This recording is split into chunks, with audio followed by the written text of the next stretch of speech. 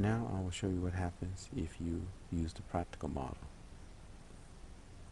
If you decide to use the practical model for the diode and you know that you're applying a positive voltage to the anode side of the diode,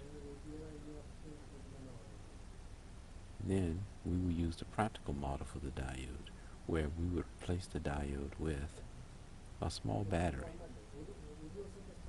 Now this isn't an energy source like a normal battery. This is just a battery that we use to represent the barrier potential.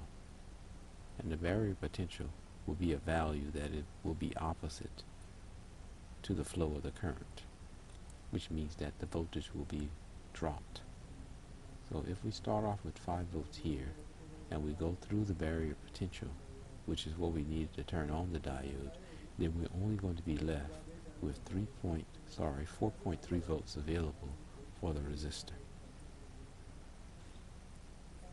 which means the current through the diode now will be calculated as 4.3 volts divided by the 100 ohms, and that only leaves you 43 milliamps, which is actually closer to the actual value of the current, because we're taking into consideration that the diode loses or drops about 0.7 volts before it begins to operate. So this is a much better or a much more practical answer for estimating the current through the diode, although it is not exact, because we know the diode curve